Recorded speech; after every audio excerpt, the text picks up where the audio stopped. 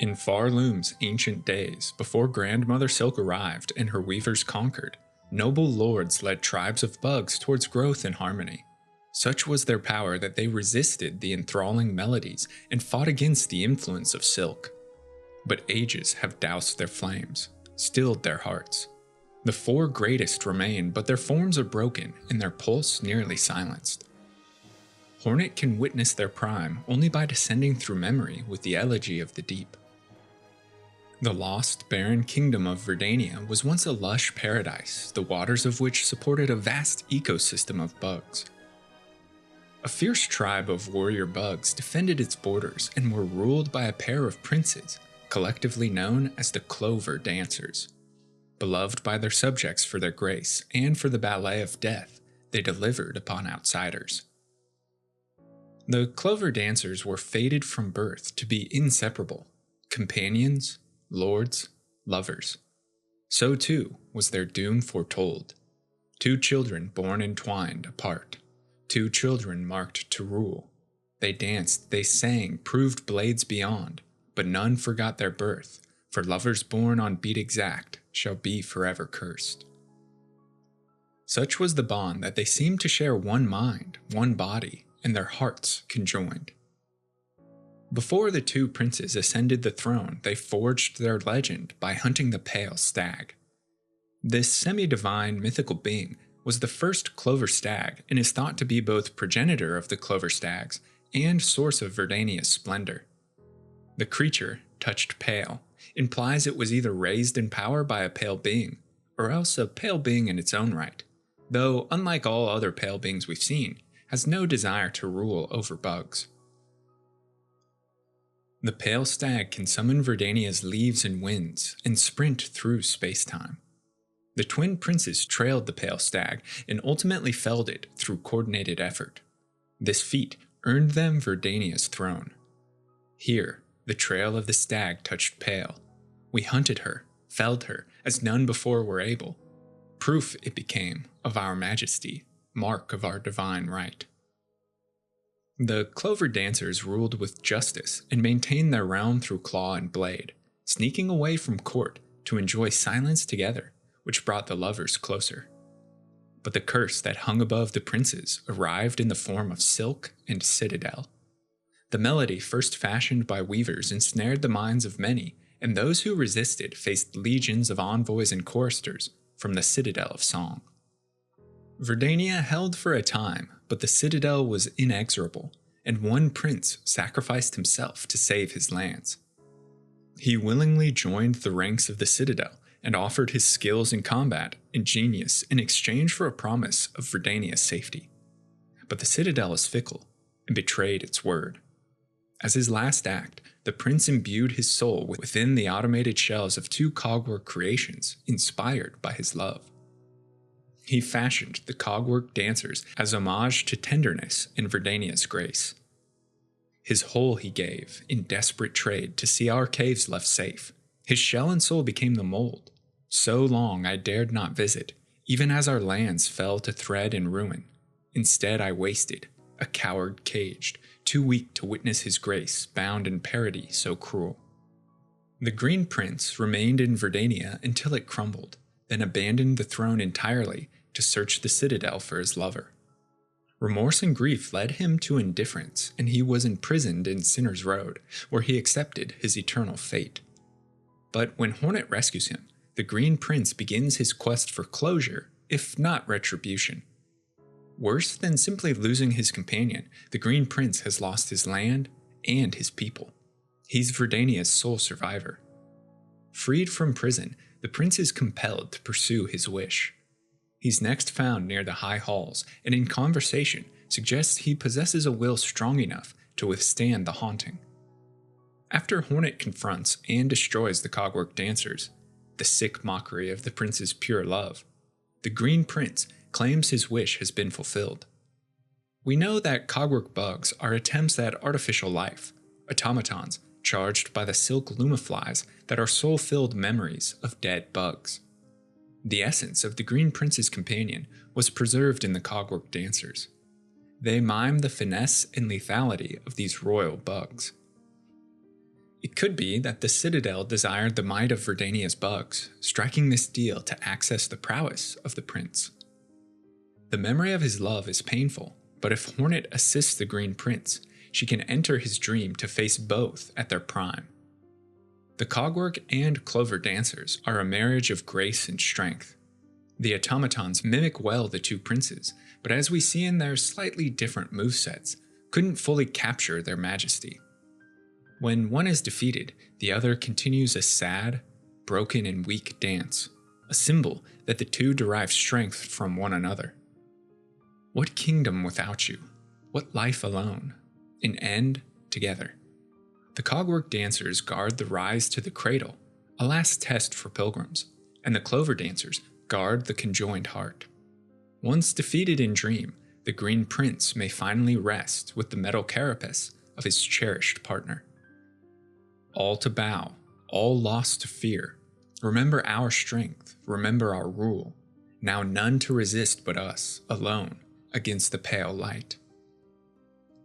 This Nidalee memory resounds at the tomb of Crust King Khan inside the Coral Tower of Karak. The Crust King ruled with a martial, iron grip over his legions of Karakah soldiers long ago, when the region was once the confluence of a river with deeper waters, now transformed into an ocean of blasted sand. The snail shamans tell Hornet this. In their prime, they and their order held half of Farloom under hardened claw. Such was their combat proficiency that the Karakah were the largest of the ancient kingdoms, and also the last to resist the Pale Monarch and the Weaver's Citadel.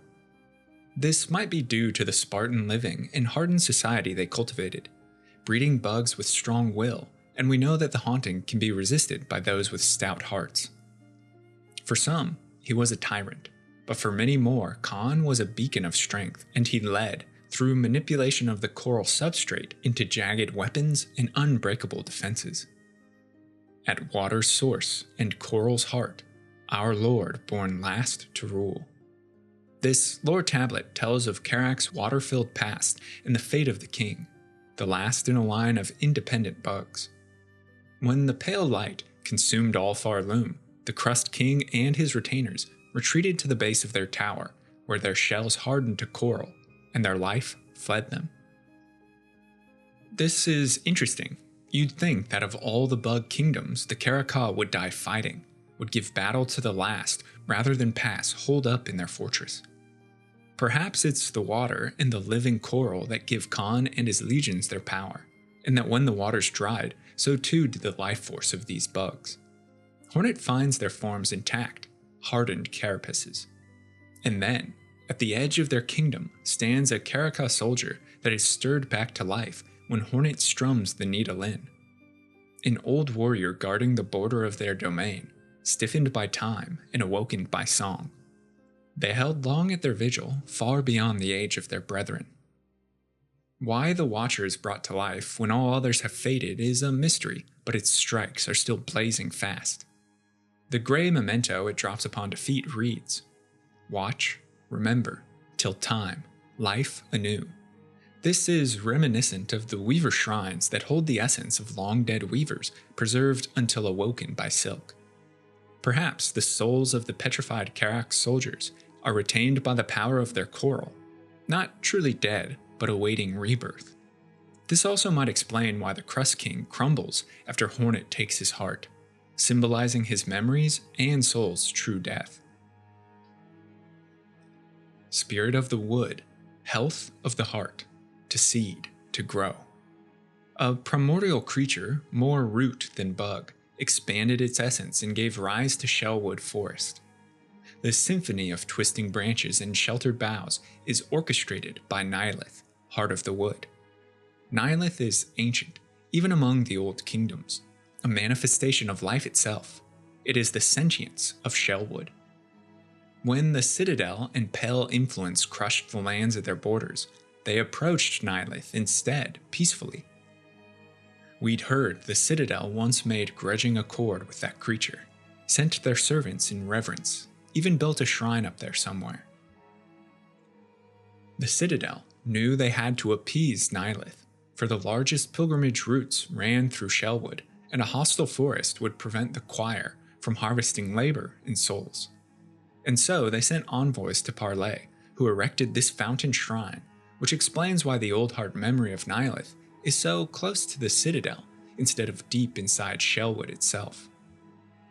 The lore tablet reads, "Here we honor the seed that sprung the wood. By her grace may all bugs pass safe to join us and our song," which echoes their grudging acceptance of Nihilith. So critical was safe passage for the Citadel that a proud warrior was commanded to stand eternal. "I am charged forever to guard the sacred shrine beyond. Any who wish to pass must cross their weapon with my own." Shrine Guardian Seth is an honorable and skilled bug, the last of a group who swore binding oaths to protect the heart of Shellwood. Corpses litter his seat, which highlight both his skill and the number of bugs who have challenged his oath. Seth mentions that Nihilith and her existence have become hidden, lost to most bugs, but so long as the shrine remains, not entirely forgotten. Seth was imbued with strength and stamina beyond a normal bug by a voice that chose him, alluding perhaps to Nihilith picking him as her protector. Defeating Seth grants access to Nihilith's memory, where she can be challenged at her peak.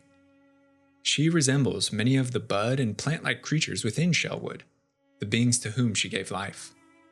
We are life, we are growth, what world without us? We hear this lament upon Nihilith's defeat, and it rings quite true. Farloom is a stagnant, decaying corpse without the beauty and vibrant renewal it once possessed. Also, it's apparent that as Nihilith's power waned, perhaps as bugs forgot her, Shellwood has also grown less vibrant, more thorn-covered and hostile. To the beginning and back, where others tread and beyond, fateless and free, fresh shell, clear sight. Shrine Guardian Seth isn't slain in combat and appears to Hornet throughout Farloom as a wanderer. It seems the breaking of his oath destroyed his memory, and Seth travels the kingdom in naive wonder, given a new life. He ultimately ends in the serene waters of Pale Lake with the flea caravan of Fleetopia, and holds the record for games of skill among the fleas. Seth was a character created in tandem with and as homage to the memory of Seth Goldman, a brave fan of Hollow Knight that passed after a struggle with cancer. He gave sketches and named this symbol-wielding hero. Song Queen of the Scar and their most talented warrior, at her youthful peak, her voice united all Scar in her service. Last of the Old Hearts is Scar singer Carmelita, who once led the Scar tribe through a grand age. The Scar are a eusocial, ant-like tribe of fearsome warriors that came to dominate the wilds of Hunter's March. At first disparate bands of fighters, Carmelita's power over song united them in purpose. Though we're told the Karaka of Coral Tower were the last to resist the Pale Monarch, the Snail Shamans say, in youth, her voice united the wild tribes, gave them the strength to resist the Pale Monarch's will, longer than most at least. Suggesting Carmelita opposed almost nearly as long, no doubt helped by the fact that melody is integral to the Scar, as we hear in many Nita Lin. Their own music proved loud enough to wash out the enthralling Silk, at least for a time. What's most formidable about all of the Old Hearts is that they're mortal. Carmelita lives longer than most other bugs, and is actually, alongside the Green Prince, still alive when Hornet reaches Farloom. But her longevity wasn't enough to defeat the Divine. When Hornet finds her, Carmelita is a worn, hoarse version of her previous self. She is the source of Hunter's March preservation and the limited haunting of her tribe. She still fights the losing battle to save the memory of her kind. We hear from Gilly. The red shells, even haunted, they seem to lose less of themselves. What anchor allows them to retain such strength?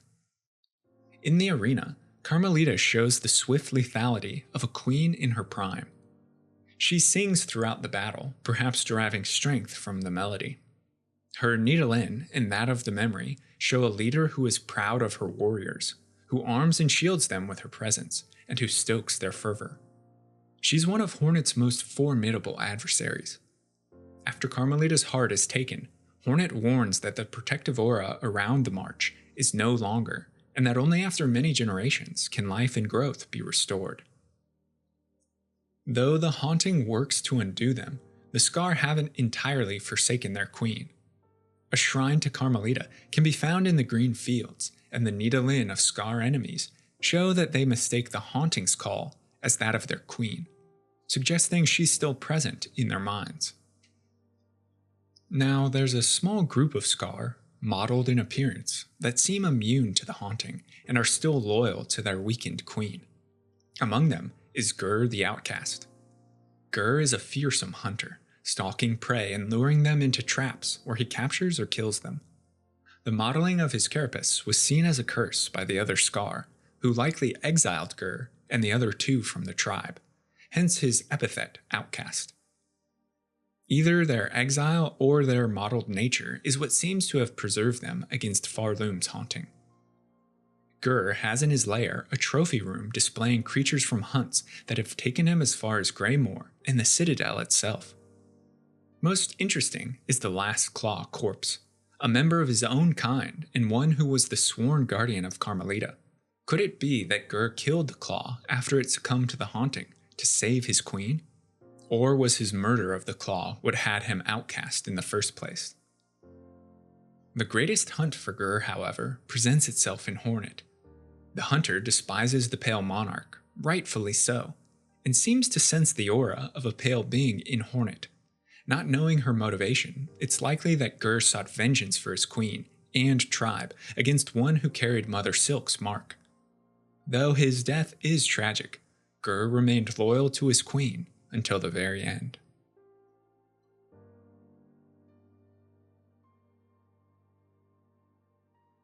A complex, dysfunctional royal family lords over Farloom. The Pale Monarch Grandmother Silk and her thread-spun children Phantom and Lace. Grandmother Silk's a pale being and a higher being, divine creatures beyond the minds of mortal bugs.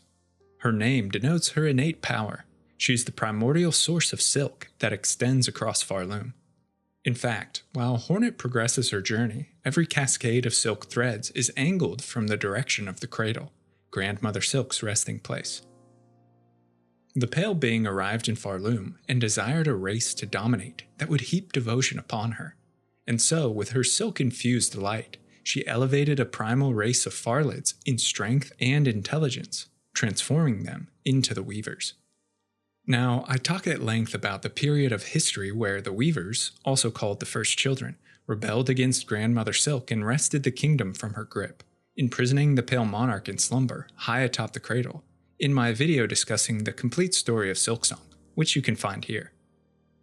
The Citadel of Song was created, and the three factions of conductors, architects, and vault keepers trained to preserve the Weaver's song eternally and thus maintain the seal on Grandmother Silk's prison. She remains trapped in this cocoon for many ages, but time gives her opportunity to lay the foundation for her liberation. As we'll mention while covering the Unraveled boss soon, Grandmother Silk began to influence the minds of Farloom's bugs slowly and imperceptibly through the silk threads found within the shells of all the kingdom. Generations of injecting silk into their bodies for its life-extending properties wove the substance into the very DNA of Farloom's creatures. Before the full-on corruption of body and mind known as the Haunting, I believe Grandmother Silk used her power as progenitor to influence the silk and thus memories and souls of Farloom's bugs and steer them from their path. Pavo describes to Hornet what it feels like to be haunted. Strange, sad memories, not my own, and my own thoughts smothered amidst the tangle. If only one could choose to connect themselves to something grander, that curse may seem a wonder. For myself, it now seems a horror. So Mother Silk's influence fills bugs with her thoughts, binds them to her as a hive mind. And Hornet speaks to the caretaker of how easy it was for the haunting to take place. With Silk in all the kingdom's bugs, the Grandmother simply needed to reach out to call them. An interesting note is that the haunting only spread underground. From the Hunter's journal entry on the Skrill of Nameless Town we hear, This surface dweller is free of silk. Its nature remains its own. The monarch's influence must only have stretched below it. Only those tied to silk can be haunted by its thread. The Citadel grew opulent, complacent, blind to its true purpose over time, and Grandmother Silk's prison weakened. I want to take a moment to discuss in more detail a theory I've touched upon in previous videos, that Grandmother Silk is physically blind and sees instead through the soul-infused filaments that cover Farloom. First, and granted this is simplistic, but we don't see any eyes or visual organs on Grandmother Silk during her boss fight. She also has the form and characteristics of real-life orb weavers, a family of spiders that rely on webs and vibrations to capture prey, rather than the excellent vision of hunting spiders. Next, we have a rune harp that describes the Pale Monarch's vision as silken sight, suggesting a different kind of sensation.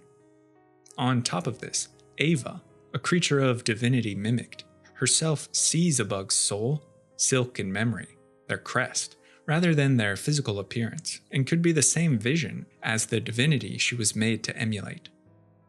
We also have evidence of Grandmother Silk sensing Hornet's presence across Farloom, but not directly seeing her. This could be why the silken strands that strike in the Citadel are chaotic rather than precise. But please let me know your thoughts on this theory in the comments. During the collapse of the Citadel, the Pale Monarch wished to heal the pain of the first children's betrayal by weaving into existence her own children made entirely from silk. Thus were Phantom and Lace born.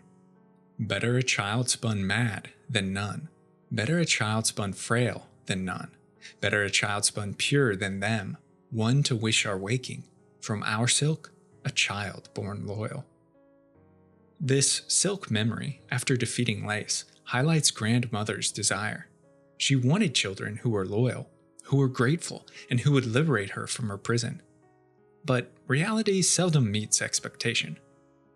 As we see with Eva, another artificial being spun from rune, silk, and iron by the weavers, silk beings are fragile, easily torn.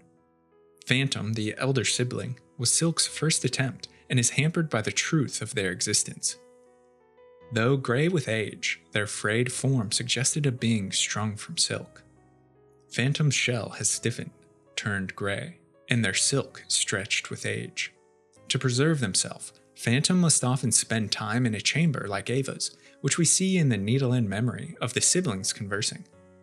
Lace asks about their nature. She spun us to fade, she spun us to break. Why us, sister? Why us? The Pale Monarch was displeased with her first attempt, and so banished Phantom to the exhaust organ, where they were forced to watch over the Citadel's dregs and refuse, the discarded like them. Two things about Phantom are interesting. First, its silhouette is very similar to the silk wraiths that haunt the mist. Not a bug, but a projection of another's will in smog and silk. Their Hunter's Journal entry suggests they are perhaps projections of Phantom's will, which would explain the appearance. Second, is that Phantom and Lace are visual opposites. Lace is pristine white, everywhere except her face or mask, while the only lustrous part of Phantom that remains is their mask. And of course, there's the obvious homage to the Phantom of the Opera musical. Phantom simply wanted Mother Silk's regard. Knowing that death approaches anyway, they chose to die in combat at the end of Hornet's Needle. Forgotten, discarded, free me from this fading fate. If Phantom was a mistake, Lace is the favored child. She's all the Grandmother wished and more, able to preserve her youth and vitality through a constant accumulation or reweaving of silk. Lace was made to keep the shape and mind of a child. Mother Silk perhaps wanted something innocent, untarnished, but also easily swayed. What this created, however, was an erratic and petulant being, confused and prone to tantrums. Her nature planted the seeds of contempt within Lace for her mother. This child wished to know more about her existence and her fragility. What was the purpose? We hear from her own words. Life? You're too generous. This weak, wasting existence. This was not life, just a husk shaped to act as a child. Though she appears young, the caretaker tells us Lace has been acting as the silent Citadel's guardian longer than most bugs have been alive. Despite her mother's hopes, Lace proved a rebellious and conflicted child. Purpose and expectation weighed heavy, and the perceived failure to reach them only drove the Silk creation further to despair. The only boss to be fought 3 times, Hornet first crosses Needle with Lace in Deep Docks, where we see her humming and directing silken lumaflies. This has led some to believe that Lace was the one who sent the silk fly to Hornet's cage and freed her at the start of the game. And this would match the character of a recalcitrant child. Lace next bars the way to the cradle and ultimately Grandmother Silk. Face the Holy Mother who would fashion so cruel and crude a daughter as me. After all, it's you that she wants, is it not? These last words upon her defeat show us the side of Lace that is envious of her mother's attention towards Hornet. Like Phantom, Lace wanted to prove herself to her mother, but was snuffed at every opportunity. Her Needle-In reveals. Why her mother? See me cut? See me serve? A child too broken. I will not fade. See me, your knight. See me, your daughter. Grandmother Silk refused to acknowledge her daughter, so Lace turns against her in the final moments before Act 3, severing the Pale Monarch's arm and freeing Hornet from the abyss, as she herself is dragged below. Even though she won't win any Parent of the Year awards, Lace and Phantom underestimated their mother's innate drive to protect her children. The convulsions that rack Farloom are due to Grandmother Silk, who single-handedly fights against the void to protect Lace. Hornet descends into the abyss to confront lost Lace one final time. As she strikes, we see the void disperse until Lace is ultimately freed. With her mother lost to oblivion, what the future holds for the Silkspun daughter is left to wonder. 2 extant weavers are all that remain of the first children in Farloom by the time Hornet arrives. One has been damned to eternal torture in the Slabs prison. The other has had their identity stripped from them and their mind twisted to Grandmother Silk's designs. Penitent, first of the first, guilty of the sin of apostasy, penance by constriction, absolution denied. These are the words of the lock placed on the first sinner, which, unlike other cages in the slab, is warded by rune magic. The first sinner was the first weaver to rebel against Grandmother Silk, the first of her children to learn the truth of their nature, that they weren't created by her, but rather elevated, only to have their minds and wills dominated in service. The first sinner's apostasy earned her eternal anguish, but launched the Weaver rebellion against Grandmother Silk, ultimately leading to the Pale Monarch's defeat. As we see with other lore tablets in the slab, absolution was typically something granted to a heretic upon death. So heinous was the first sinner's crime that absolution, the freedom of death, was denied her. This, to me at least, explains why inside the cage, what is left of first sinner is petrified in the same material of a weaver's shrine. Her memories and soul were forced to remain while her body withered through constriction. Her weaver shrine dialogue is unique, different from all the others, and she promises Hornet wild power if bound. But we see this is really a manipulation for the first sinner to finally liberate herself. Hers is the grace and power of weavers in their prime. Her strikes are fast, and her magic is unequaled. First Sinner shows us the strength of runes the weavers employed, and upon her defeat, Hornet acquires such skill. Interestingly, First Sinner's fight is similar to the 4 Old Hearts fought in the Silk Dream, in that Hornet simply wakes at her cell's entrance, suggesting this duel also takes place in the Dream Realm, where First Sinner's power truly lies. First Sinner's memories and soul are preserved in the Weaver's shrine-like totem, but one could argue that she's physically died. Her body has been turned to stone, and we hear in the Needle-In memory that plays when Hornet is near any Weaver shrine.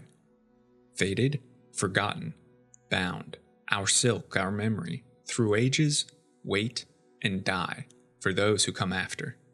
Further supporting that what remains of First Sinner is an echo, an imprint of memory and silk. The greatest mystery that looms over First Sinner is who exactly imprisoned her. To me, there's little doubt that she was chained by weavers. Who else, other than the Pale Monarch herself, would be powerful enough to capture First Sinner? On top of this, silk runes bind her prison. Such magic seems possessed only by weavers. But it's important to remember that during the time of the Weaver Rebellion, it's likely not all weavers were united. And also during the transitional period when rule went from Grandmother Silk to the First Children, there could have been different factions. So was it the loyal weavers of Grandmother Silk, or the rebel weavers that First Sinner herself numbered among? If it was the former, I find it interesting that the rebel weavers didn't liberate her after their victory. But again, weavers are cunning, cruel, and seem from the lore self-interested. Perhaps her allies loathed her and didn't bother to undo her chains. But there's some support for the latter as well. We're told the Citadel of Song was built by the weavers first and foremost as Mother Silk's prison. It can be intuited then that all the penitents in the slab and the crimes they committed against the church couldn't predate Mother Silk's capture. Again, this is a big assumption, as we know little of the transitional period and the Citadel's early days. But if that's the case, then the victorious weavers in the Citadel imprisoned First Sinner. Perhaps they feared her power, or perhaps she was driven mad. We do, after all, see that her mask isn't the complete circle of a weaver's, but chipped and broken. Did the knowledge of their elevation break her mask, and therefore her mind? If so, then the weavers were restraining a bug crazed. I'm simply theorizing here, so please give me your own input.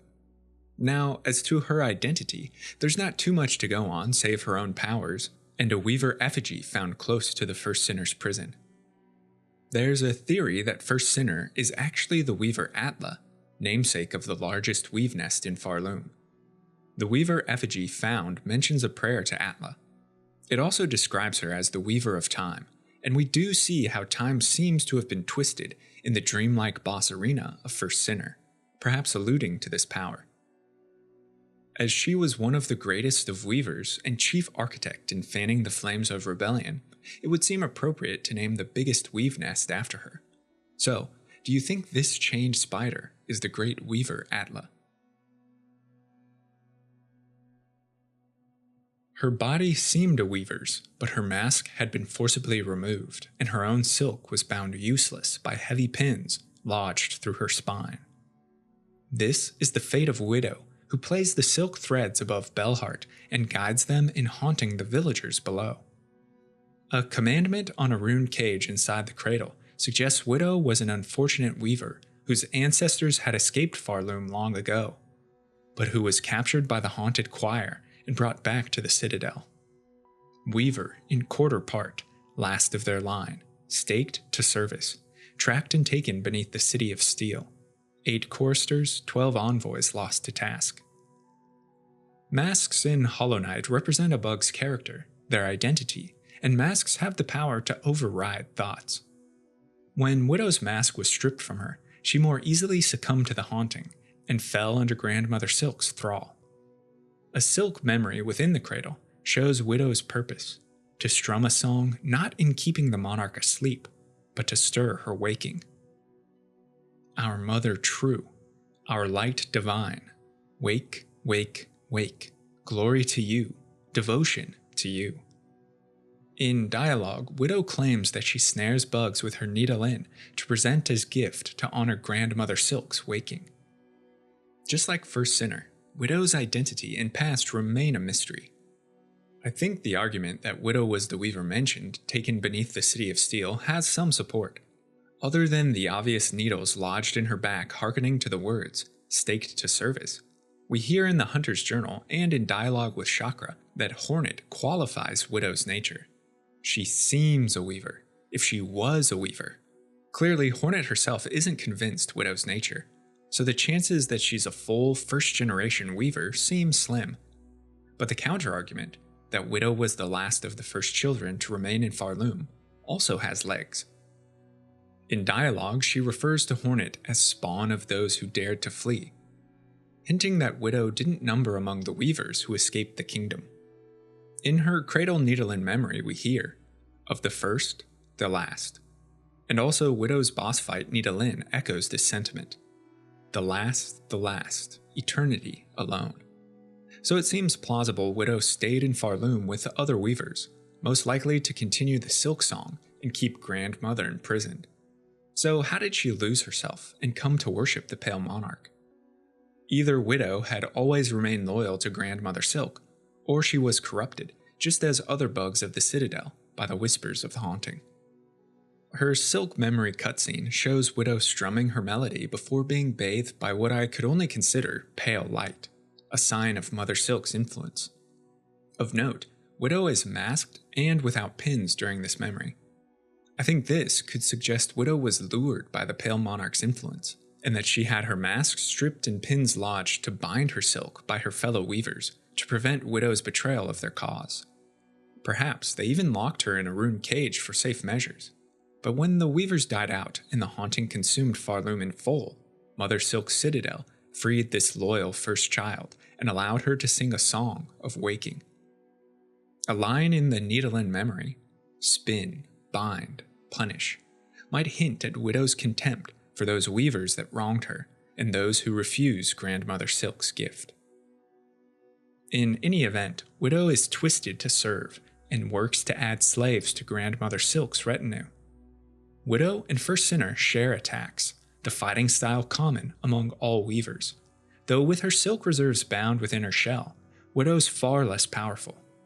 Upon her defeat, Hornet gleans the ancestral art of the Needle-in, which opens to her many of Farloom's secrets.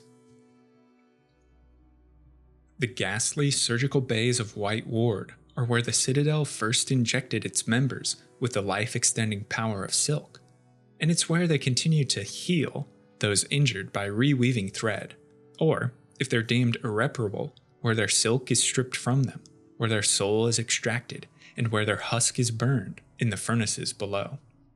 As the Oath of the White Ward tells, while song must be sung, none may falter.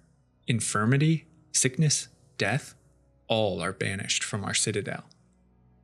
Weakness and even death became sins unforgiven by the Church. As we can see with the massive threshing chairs and with the silk injector items, White Ward became an almost Frankenstein-like laboratory, where the dead and dying were pieced back together in an extension of painful but necessary existence. Beneath the ward's bays is a massive pit of silk dregs that have consumed countless husks and bound their wills into a shared heap of lamentation, called the Unraveled. This isn't a singular entity, but rather the pained memories of all those who've fallen here, bound by haunted thread. In this boss fight, we get the best look at a conductor, leaders of Farloom as one of its three factions. The only other conductor, Balador, hides behind a curtain on his deathbed. Who, we, where, when, cannot see, cannot feel, cannot remember. Its Needle-in dialogue highlights how these pitiful creatures can't remember their past selves, their lives completely unraveled. A psalm cylinder found nearby reads, "Last surgery of Conductor Mazzello, performed in White Ward's operating theater," and would suggest that Mazzello's body is the conductor fought. Upon defeating the Unraveled, Hornet acquires a silk heart, symbolizing how much silk has been gathered and bound into this monstrosity. During the silk memory cutscene, we have this dialogue. Their voices, their song, their memory, bind their shells, bind their souls, bind them all, raise them up to devote eternal, one mind, one union, they are ours, bound forever. This, to me at least, is Grandmother Silk reaching the bugs of the Citadel through her threads and first implanting the corrupting ideas of her haunting. This highlights the first insidious whispers of the haunting, and the Citadel bugs were vulnerable because they played God. They injected silk into thousands in an effort to serve eternally. In Nihilist's time, shellwood was beautiful and safe, but after the heart of the wood withered, many dangerous species invaded. Most notable, the bark-like splinters led by their queen, Sister Splinter. She's the oldest and largest of the splinters, and though the others imitate wood, she's the only one capable of commanding root and branch herself. Power very similar to what Nihilith possessed. One theory is that Sister Splinter defeated a weakened Nihilith, took her power and her home for the Splinters, which allowed them to proliferate. We hear in the boss's Needle Inn, "This land is ours now. By our claws, none but us now. Sisters, sisters, so long gone. Other sleeping deep. Creeping, creaking." The other sleeping deep could refer to Nihilith, but I also think it could be a subtle nod to Greyroot, the enigmatic plant creature found slumbering in Shellwood that plans for a ritual of rebirth. And the first part of this dialogue pairs well with a lore tablet to lead to another plausible theory about the Sister Splinter's identity. Sister Spider, husk bound to branch, watch over these bugs passing safe. Warded by fear, no longer your meal. This tablet appears near a weaver shrine. Perhaps Sister Splinter is the soul and memories of a Sister Spider bound to the root and branch of Shellwood. This would explain why in her Needle Inn she claims her sisters are so long gone, as the weavers have long since passed. So please let me know what you think in the comments. A bud sprouts from Sister Splinter's husk when Hornet returns to her arena in Act 2, and it matures further in Act 3, suggesting that so long as Shellwood Forest holds life, the Splinters will return in the next cycle of regrowth.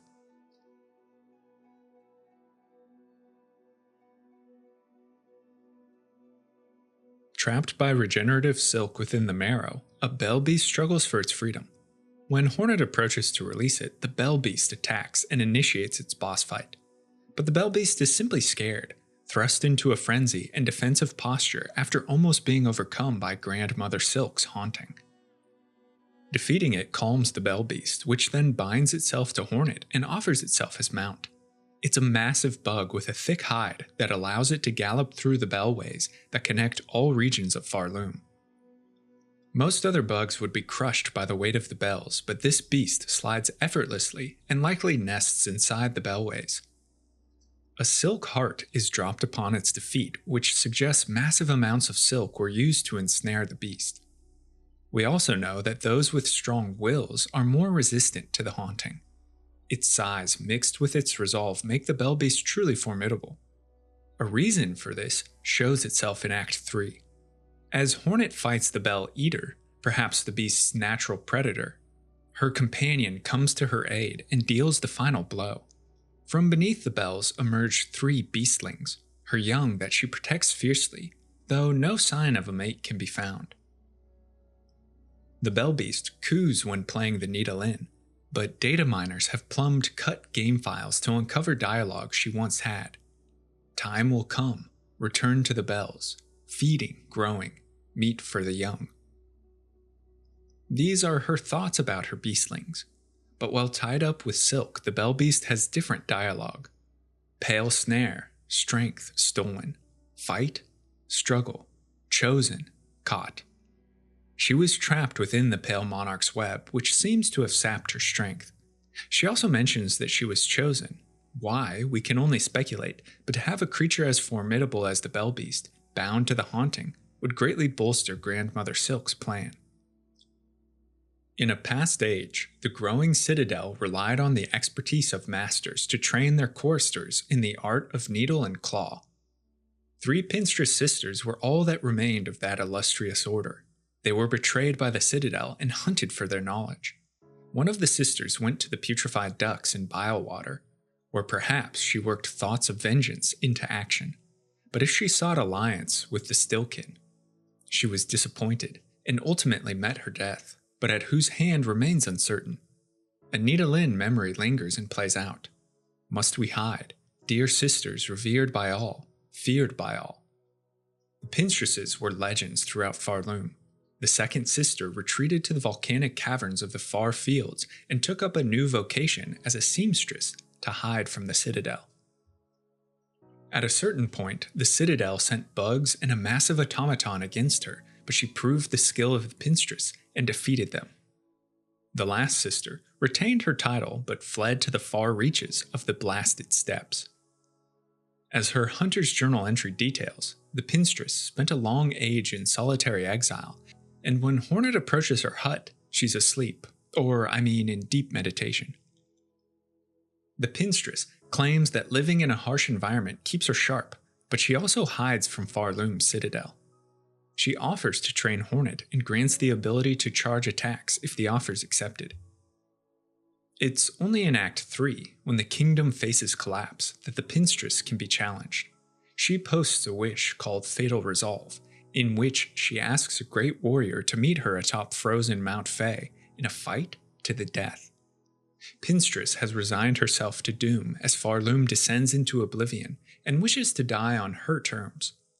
Although Hornet accepts this challenge, the Red Maiden stays her hand and allows the pinstress to live. Hornet holds on to hope for the kingdom's salvation. As a token of appreciation and to highlight Hornet's skill, the pinstress gives her the pin badge, emblem of the old order of Farloom's blade masters.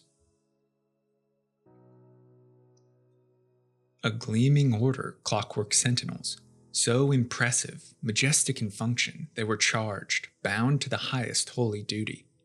Long before the creation of the core, the sentinels ventured, even beyond these walls, to see all bugs brought, forced safe to serve the Citadel.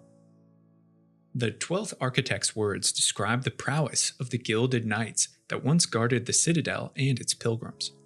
Now they're forgotten, lost to time. Hornet finds a derelict automaton deep inside Cogwork Core, last member of these illustrious knights. To restart its programming, Hornet must first find 3 pieces of a Cogwork heart scattered across the Citadel and locked behind Bell puzzle challenges.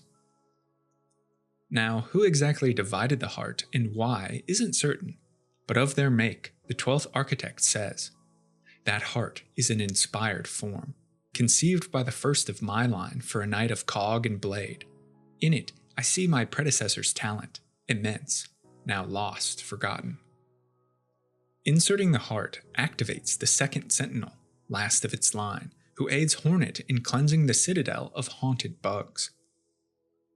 In fact, this could be why the sentinel was decommissioned. Its needle-in reveals, "Save this Citadel, cut down the cursed, protect the pure," and it tells Hornet in conversation, "Defense of the sacred Citadel and the voices that fill it is the eternal duty of the sentinels. Termination is the necessary fate of all those enthralled by the whispering silk." So the sentinels realized the threat of the haunting and turned against ensnared bugs. But those enthralled proved too powerful and overcame the sentinels, either destroying or deactivating them, as they prepared for Grandmother Silk's awakening. The second sentinel patrols hallways within the Citadel where we can see it strike haunted bugs. But like the pinstress, it's in Act 3 where second sentinel posts a final audience wish that Hornet challenges it. The sentinel's chamber holds 4 other shells of its lineage. An interesting fact, as we can see 4 silk lumaflies hover around the casket where Hornet first finds the second sentinel. Perhaps the souls of its compatriots sought it out after their own deaths. In any event, second sentinel challenges Hornet. It doesn't know if she is also silk cursed, and only in a fight can she prove herself free of the haunting. Second Sentinel's attacks mirror the pinstress's, which might suggest the Cogwork Knights were first trained by members of her order. Also, we see similarities between its counterstrikes and those of siblings Phantom and Lace. Perhaps they gleaned skills from the Sentinel upon their birth. Another strange fact is that Second Sentinel gives Hornet the Reserve Bind upon its defeat, an old artifact of the Citadel that holds a bind's worth of silk in reserve. Given that the Sentinel attacks anything it suspects of being haunted, I find it bizarre it would hold on to a silk item. Perhaps it's leftover from a past age before the haunting, when these warriors aided Citadel bugs. It's also hinted that the Order of Cogwork Sentinels could have been the first automatons created by architects, fueled by the actual souls of dead bugs. Its Hunter's Journal entry reads, "The talent and intelligence of this construct goes far beyond others I've witnessed. They seem less built as a tool to serve than an attempt at life itself. And we know the Citadel grew obsessed with transcending mortality by creating automatons to house the silk lumifly souls of its bugs. Second Sentinel might house the remnants of a great warrior of ages past. Chakra is a warrior cartographer from a fierce tribe living at Farloom's edge. Her master disappeared under strange circumstances, and Chakra has taken the goal of tracking her master. Each member of Chakra's tribe hones alongside fighting a craft skill, and hers is transcribing maps, which proves invaluable. Interestingly, as she relates, Chakra's mentor never learned cartography and is a master at getting lost. She's first found striking haunted bugs with her throwing rings, then recognizes both Hornet's sanity and her own warrior prowess, so assists the Princess of Hallownest. Chakra mentions that for her tribe, to leave their nest plane is a one-way journey. Her task of following her mentor leaves her in exile. The warrior nature of Chakra's clan likewise sees old age as a dishonorable death. They must seek a true warrior's death in combat. Eventually, Chakra finds her master, or at least her master's corpse, and asks Hornet to help with a melody fit for honoring the dead. Afterward, Hornet receives the throwing rings, weapons Chakra claims were devised by her master using ingenious methods. The rings and the beads around Chakra's master have led some to theorize that the spirit warrior, Elder Hu, found by the knight in Hallownest, could also claim membership to this tribe. He's described as a traveler like Chakra and her master, and he also strikes with ring-like weapons. Hu went to aid the Mantis tribe, warrior bugs, perhaps because they were as fierce as his own and Chakra's tribe. Chakra abhors the Citadel of Song and their automated monsters. She refuses to step foot in the hallways and can't be found anywhere, so Hornet must locate the maps for the Citadel's various branches herself to better navigate its halls. In any event, Hornet can spar with Chakra after honoring her wish. Their friendly duel hardens both shell and skill. Later, in Act 3, Chakra stands as guardian of Belhart and strikes down all void-afflicted entities that attack. Another pair of itinerant heroes are found cutting through haunted Farloom, the venerable Garmond and his mount/companion, Zaza. Garmond is a self-described knight. He and Zaza pledged their shells to the protection of their village, but they couldn't defend the citizens against silken madness. All in the village save these companions succumb to the haunting. So Garmond tells Hornet that the pair's mission is to reach the source of the haunting, the Pale Monarch, and demand answers, by force if necessary, as to the fall of their village. It's a noble errand, but a fool's. As their Hunter's Journal entry relates, Hornet fears for their safety, as no mortal bug could withstand Grandmother Silk. Garmond doesn't state his village directly, and the conical shape of his hat has led some to speculate that the pair came from the nameless town high above Farloom. The housing structures are of the same shape as his hat, but evidence suggests the nameless town was enthralled by the Weavers ages ago, far too long for Garmond and Zaza to have been alive. The two are first found in Greymoor and assist in fighting the savage Moorwing. They can later be found throughout Farloom and the Citadel, slicing through haunted bugs. The pair take it upon their honor to protect those few left in Farloom from the raving bugs that stalk its wilds. Though Garmond escaped the haunting, he falls victim to the void in Act 3.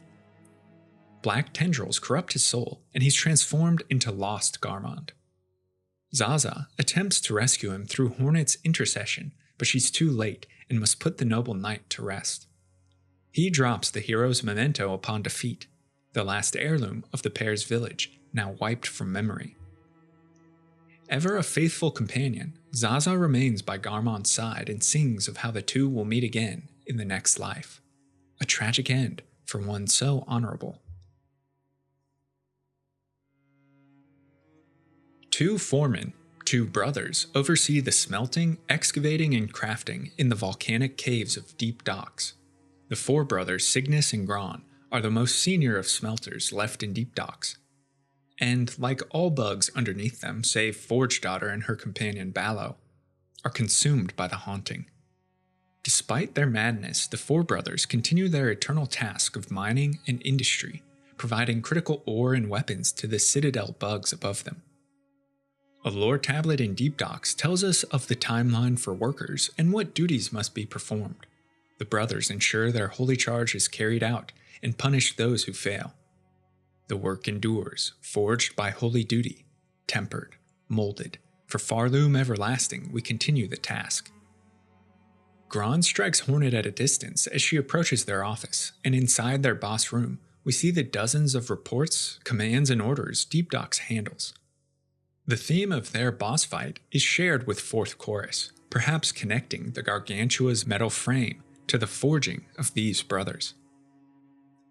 Citadel architects used their genius to fabricate artificial life, the soul of a bug, in the form of a silken lumafly, placed within a cogwork carapace that charges its function. The cogwork legions were an essential step, were Farloom to remain eternal, so that duty would continue beyond natural death.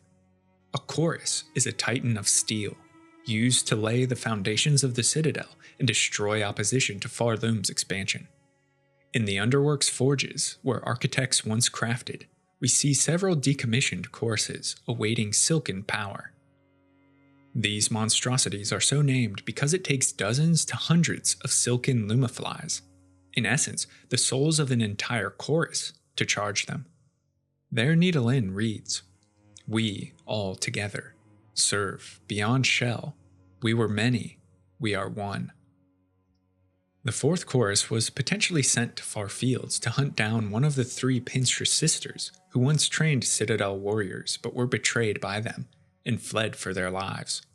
This Pinstress took up the guise of a seamstress, and from the small pin lodged within the fourth chorus, it would seem she defeated the metal gargantuan and left it deprogrammed in the lava pools. When Hornet crosses it for the first time, it remains inert, but after having received the Drifter's cloak from the seamstress, it bursts to life.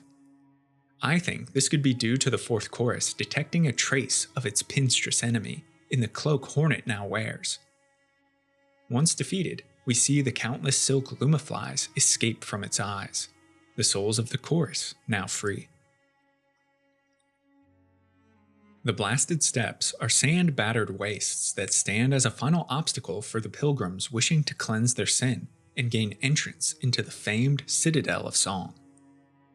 Bronze-clad bugs bearing cymbal and mallet patrol the pilgrim route. These judges remorselessly eliminate any pilgrim or passerby deemed impure to their sight, and have sworn oaths to an edict passed by the Citadel. In their armory, we come across a lore tablet that reads, "Bug born of Farloom, you have been chosen. May our Citadel's holy gilding harden your soft shell. Stand eternal as our arbiter, that no bug bearing sin shall step within our sacred halls."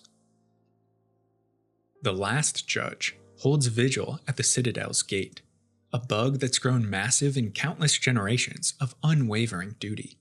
She wields a blazing censer and crushes any sinner. Only the guiltless are free from her judgment. Her Needle-In dialogue speaks on her eternal duty as well as the purity of flame. Now this is an interesting point. We see that the cult that worships the Father of Flame is free from the haunting because they burn the silk threads that would corrupt them. Also, like this strange cult, the last judge self-immolates when defeated.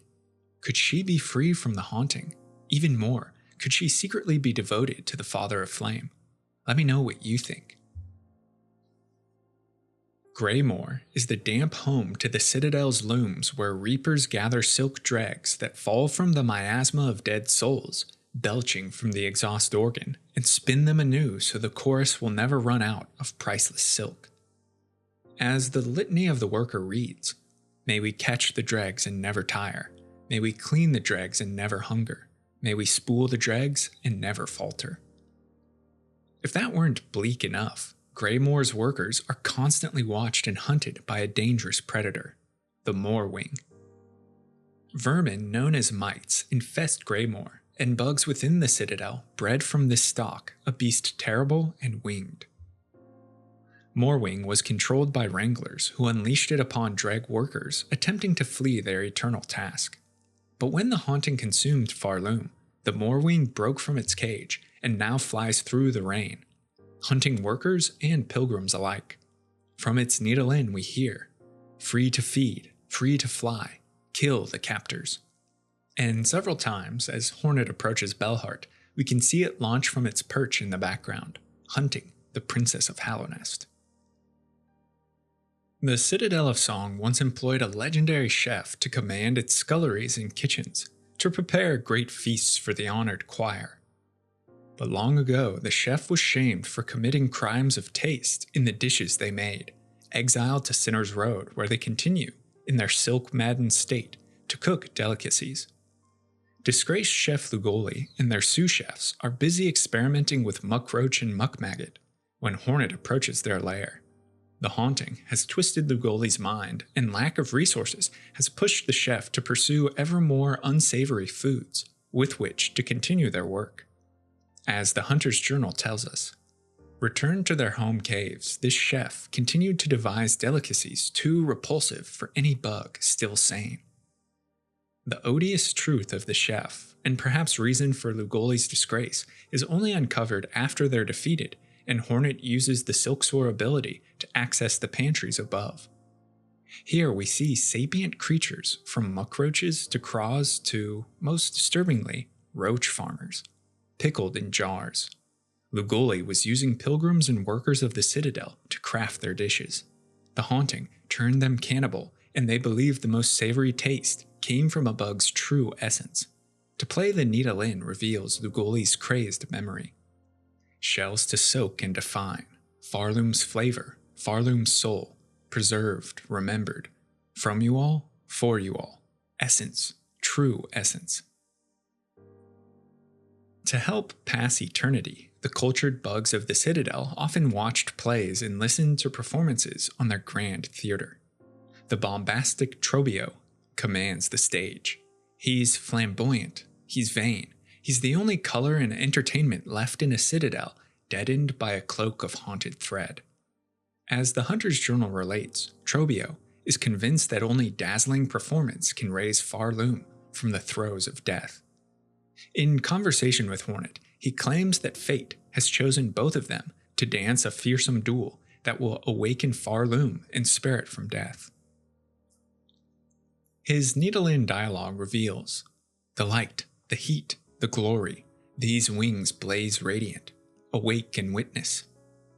This wording calls to mind the Father of Flame and his cult within Wisp Thicket, who burn their silk to immunize themselves against the haunting. Trobio is himself free from the silk madness, perhaps because of his blazing passion. More likely, his vanity blinds Trobio to everything but himself, as we can see in the claw mirror item he drops upon defeat. This symbolism of fire is repeated in Trobio's private chamber in Whispering Vaults, where his quill and his writings sit. They read, "O great land whose flame doth falter, whose choir, conductors all doth fail, observe, take heart, that spark still burning. Yon butterfly of crimson grace, all bells shall peal and voices raise, when brave Trobio steps at last upon the stage." This butterfly is a first-rate performer, dragging his defeat out much longer than necessary, and he plays at death. When Hornet leaves the room, then quickly returns, we see Trobio stagger up, then fall again in a faint. In Act 3, when the void lashes out and Farloom's foundation rumbles, Trobio finally accepts the fate of his kingdom and succumbs to melancholy. Tormented Trobio requests Hornet to the stage so that he can go down in a blaze of glory. No longer vibrant red, he takes on the subdued purple and blue of a depressed bug. The Slab, a frozen prison where the Citadel's apostates and heretics are sent to languish, is guarded by a race of fly prison wardens. Disgusting in appearance, vile in temperament, these bugs are all spawn of the fly broodmother who hides deep within her dung-filled nest, carved out of the slab's rock. The broodmother and her underlings believe in the Citadel's haunted promise. But born from filth, They think they must work harder than most for absolution. From the old penitent we hear, they too are penitents in a past age. That caste committed their own sacrilege against the Citadel. A sin long forgotten, but so grave that their offspring and the offspring of their offspring carry the guilt with them still. To serve here is their only hope of absolution. We can only speculate as to the sin Broodmother's ancestors committed, but she and her host bear it full. As with most bug queens, her role is to produce as many children as possible. The fly jailers usher in food for her to grow fat and guard the safety of her chamber while she births offspring. While fighting, the Broodmother's erratic slams are reminiscent of Hollow Knight's Gruzmother, another fly-like queen who spawns drone children.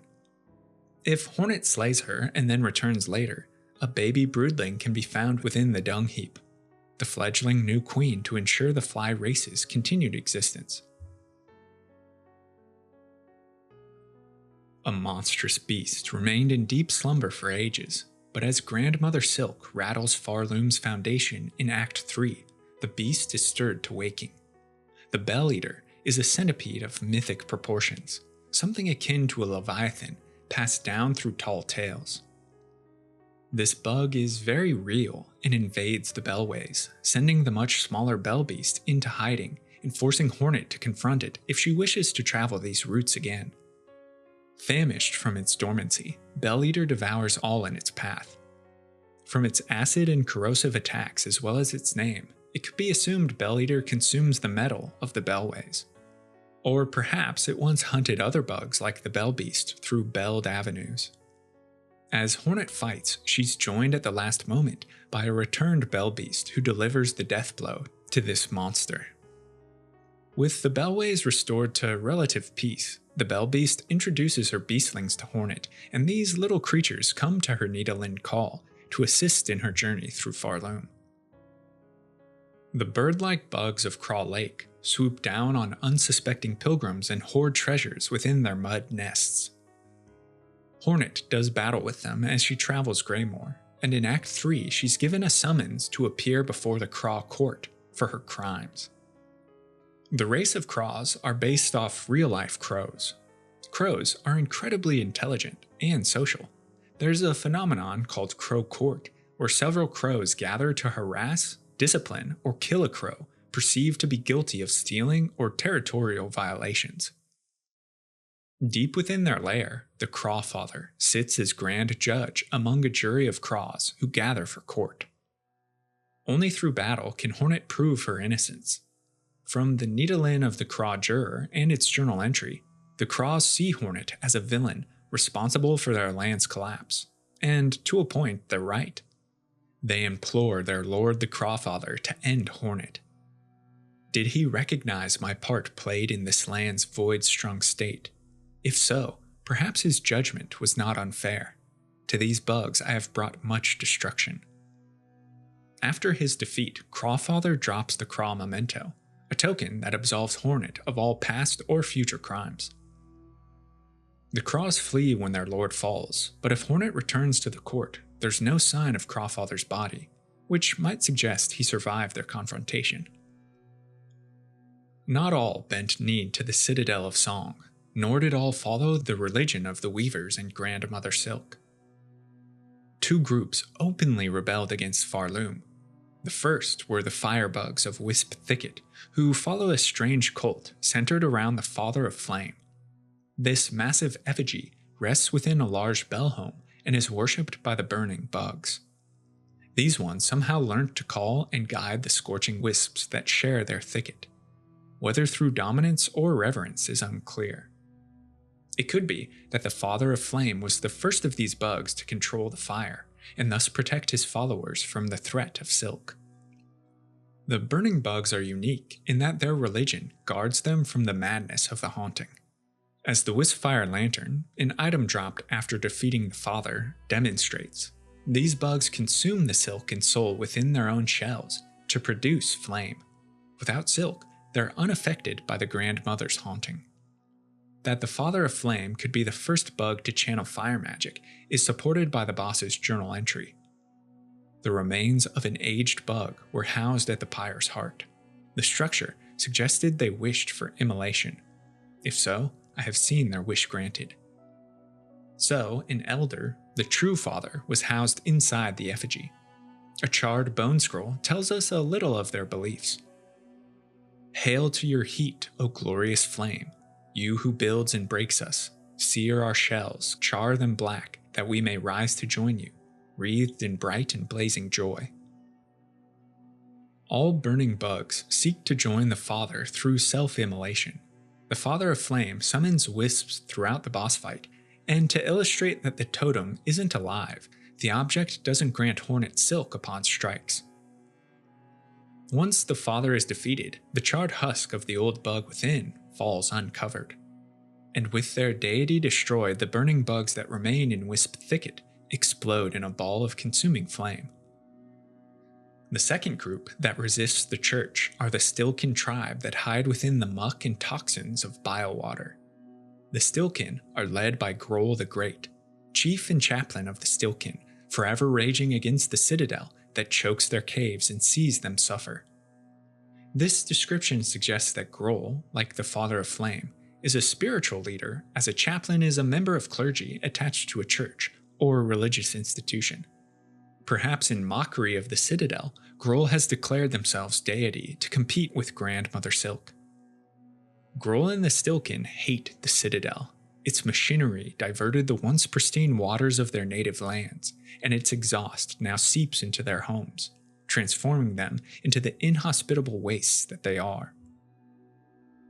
Hate for their light, hate for their pins, for their waste poured thick and endless. Fill your hearts with hate, for power has now been claimed, and with it we shall punish. This Biowater lore tablet relates the contempt of the Stilkin, and also hints at a recent development. The power that has been claimed refers to Groll's ability to channel soul. This power, which is displayed in the second half of the boss fight, is reminiscent of the knight's own soul blast, taught to it by a snail shaman. And after Groll's defeat, Hornet can find the corpse and soul of a snail shaman tied to the ceiling. This snail, a relative of the caretaker, sought allies in its fight against the Citadel and approached Groll and the Stilkin for aid. Rather than unite, however, Groll tortured the shaman, stole its magic over soul, and killed it. Went seek an alliance with those basic bugs of the swamps, thought they'd both gain from the union, scheming defiance or some such stupidity. The Stilkin are ever suspicious and spiteful towards outsiders, and Groll's Needle Inn shows a power-hungry warlord raging at the world. Behold, true strength, all are subjects to my rule. Swirling pale flame, obey me, this power is ours, no truce, no bargain. Conchflies are a race of bugs native to the sands of Karak that, like most other bugs here, have evolved to incorporate the region's coral into their shells. Conchflies are found in pairs and appear to mate for life. They fashion the coral into armor and a large point to drill into enemies. As a conchfly matures, its shell and its horn grow larger. The two oldest, known as the great conchflies, are a pair of elders that guard the secret nest of their species. Their attacks are coordinated, and their Needle Inn reveals their desire to protect the conch cave and maintain its secrecy. When one is slain, the other retreats and bellows out a wail. It seeks vengeance against Hornet in a cave before the coral tower. Raging over the death of its love, the conchfly remembers Hornet's injustice.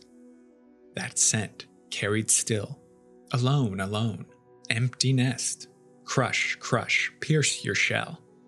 The great conchfly summons lesser flies to help it destroy the interloper.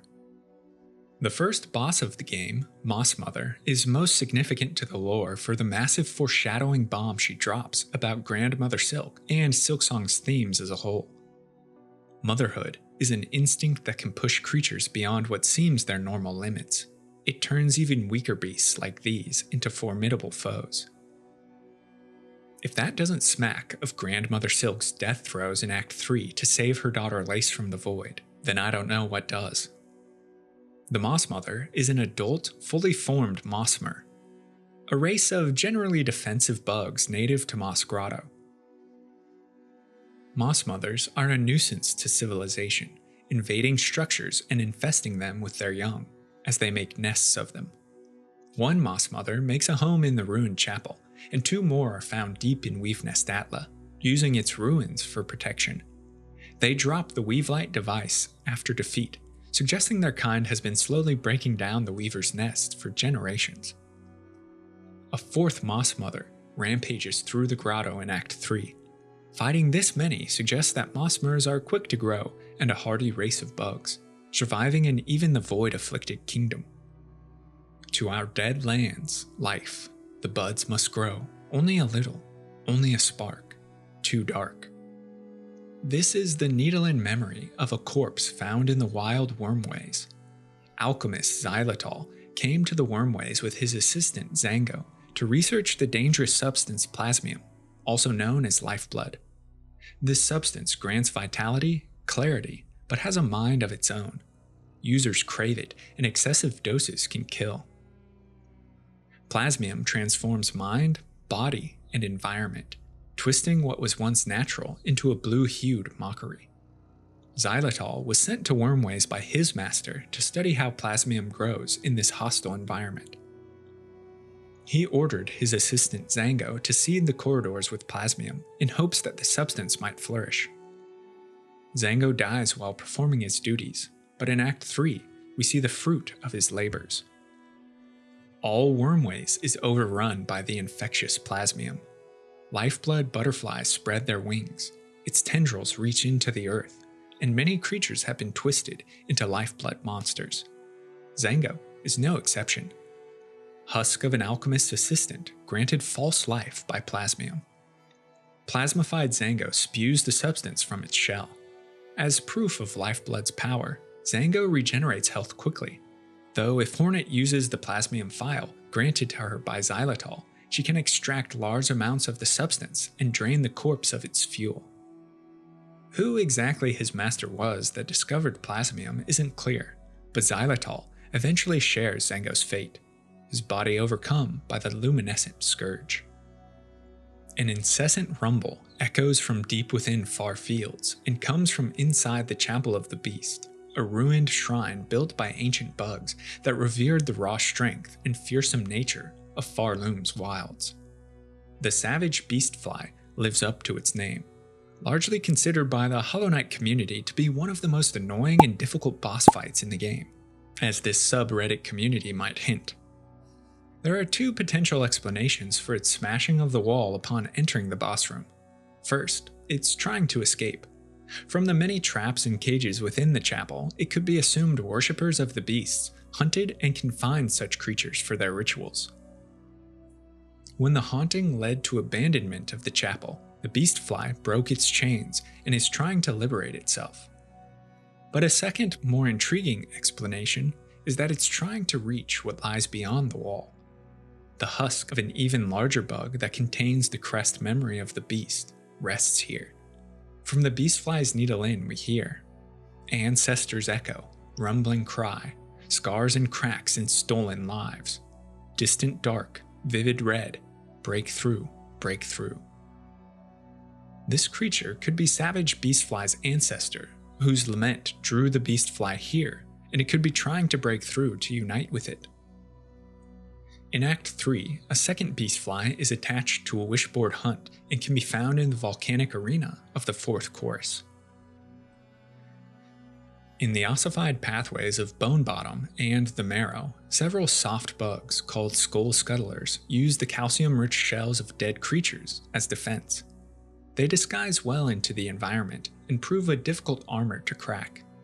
The largest and rarest of these scuttlers is the Skull Tyrant, who rules through the law of nature, that might makes right. Crowned as ruler, all beasts must bow. The Tyrant's skull isn't its own, which suggests massive bugs once roamed the Marrow, and indeed we see their spines, ribs, and other remains as Hornet travels through this region. A second Skull Tyrant has a chance to attack Bone Bottom, and taking its villagers unaware, rampages through the settlement and kills the little pilgrim known as Pilby. Though Bone Bottom can be rebuilt, the fear that these large scholars impose isn't forgotten. A creature born of a bug's desperate hope for strength. Few possess the skill to call the void, and of those that can, none possess the means to tame it. In enemy exclusive to Steel Soul mode within Silksong, the summoned savior is a void mass brought into being by Sula, the vassal of Steel Seer Z. The guilt and pain Sula felt while watching bug civilizations crumble while their master felt little pushed them to flee Z. Fearing for their master's reprisal, Sula performs a ritual that beckons the void and creates a champion to protect them. But as the Hunter's Journal relates, the void isn't something easily controlled. Hornet attacks the void mass, which has animated masks and bones within a gravesite near Masquerado's chapel. Sula doesn't know the danger of its summoned savior, only the chance at freedom it would provide. Sula laments the defeat of this warrior, but Hornet doesn't force the vassal to return to Steel Seer Z, and allows it to flee as fast as it can. Caverns of coral studded with supercharged Voltridian hide the lair of the Voltverm. As per the Hunter's Journal, the Voltverm, which appears like sea anemone and once used to live in water like much of Karak, is actually an assortment of several worm-like bugs that are base in nature and strike instinctually at invaders of their nest with charged electrical attacks. The Voltverm hive is unaffected by the haunting and unresponsive to Hornet's needle in. Perhaps because there's little consciousness among them to be ensnared in the first place. The destroyed Verm drops the Volt filament, which allows Hornet to electrify her silk. In the Memoriam, a facsimile of Volt Nest was built, and 2 researchers guard the Volt Vessel weapon, crafted from the Verm's natural environment. Thanks so much for watching and listening to this video on all of the bosses of Hollow Knight Silksong explained. Let me know which boss or group of bosses was your favorite, as well as your own lore theories and suggestions for future videos in the comments below. And if you're a fan of lore and storytelling, be sure to subscribe to the channel where content is uploaded frequently. I want to take a moment to thank all of my patrons over on Patreon. Their support is immense and helps the channel continue to grow. If you'd like to become a lore luminary for access to me, written scripts, and early video drops, head to patreon.com/thelorebrarians to learn more. Until next time, go forth and explore the lore.